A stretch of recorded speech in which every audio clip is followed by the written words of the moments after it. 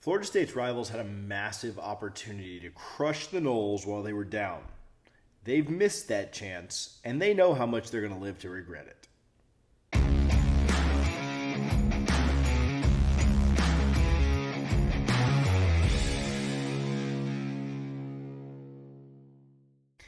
Hey guys, thanks for coming to the channel. Thanks for tuning in today. Do me a quick favor, hit the comments. I'd love to know your thoughts on this. We're going to talk a little bit about where all three programs are, a little bit about Florida State in year 3 of the rebuild, where Florida and Miami are, what they've done to help FSU, whether intentionally or accidentally. I'd love to get your thoughts below. I want to talk about, like I just said, where all three programs are currently.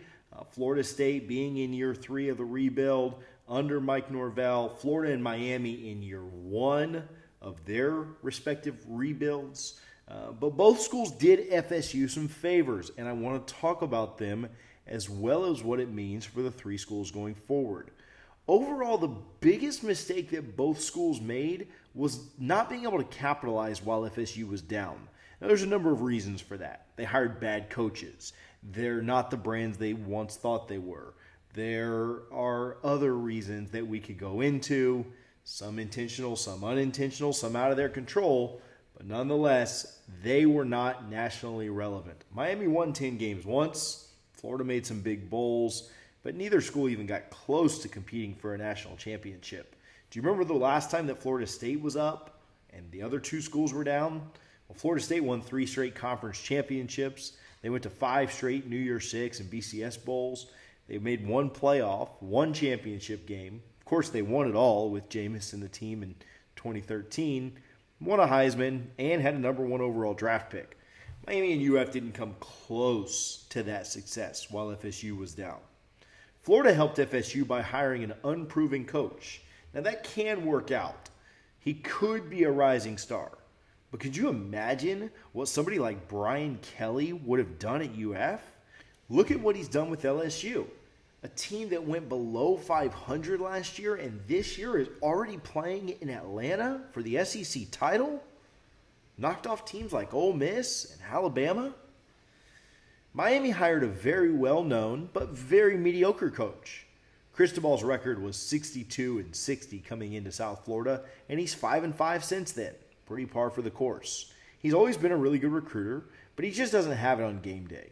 We posted a video about why Cristobal would continue to lose to Norvell and mentioned that he will never outcoach Norvell. I'll link that here.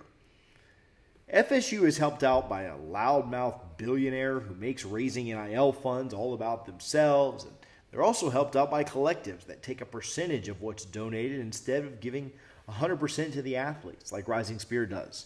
Miami helps out FSU by playing in a stadium that's 45 minutes from their campus and in front of pretty non-existent crowds. Remember what Miami's starting quarterback said earlier this year? That he doesn't even like playing at home due to how terrible the atmosphere is. Not to mention a coach that continues to run him out, though injured, in big games. Florida helps FSU out by having some of the most insufferable fans that can't even get along over a president being hired. Meanwhile, Thrasher was one of the most beloved figures at FSU for quite a while. What's all this lead us to?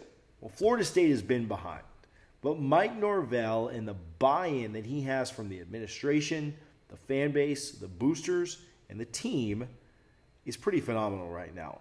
Florida State's going to finish the season with 9 or 10 wins in a year that their over-under in Vegas was 6.5. National analysts like Mike Farrell did not think Mike Norvell could even get this team to 6 wins, let alone 10. Florida will win 7 or 8 games this year if they're lucky, and Miami will be thrilled to win a game against Pitt on the last week of the season to qualify for a bowl game. Yet here's FSU, the team that's struggled and been the butt of all the jokes the last few years, the team who hasn't recruited as well as their rivals or the new coaches that are on those rivals this cycle, but it is a team that's crushed it in the transfer portal. Florida State is a team who ranks 4 and 5 spots behind their rivals according to the total talent on the roster, if you look at 247's rankings, but they're also a team that's objectively better than both. Florida State has a better game day coach. They're much further along in the rebuild. They have less talent, but a much better team. They already have a blowout win against one rival and one contest that's still yet to be determined. They'll sign a class that addresses very, very key needs. They've got an offense that's going to be one of the best in the country if number 13 happens to come back. And while that is going on, in both Miami and in Gainesville, those rosters will be completely flipped and have a good chance of having 40 to 50% new names on the back of jerseys for both rivals next year. All of this has both Cristobal and Napier taking notice. You can absolutely bet that. Florida State's not back. I've said in several videos they won't be back until they're competing for titles. But they're close, and they're much closer than either of their rivals. And I think that has both Billy Napier and Mario Cristobal pretty nervous for the future. I know that recruiting's not where we want it at this second, but when you look at the total package as a coach, Mike Norvell's way better than both of them. Let me know your thoughts in the comments. I'd love to hear from you and get your thoughts on Miami and Florida both helping FSU and what the overall landscape of the state looks like, what Miami and Florida have done and failed to do the last few years. We'll talk to you guys all soon. Let me know your thoughts below, and go Noles.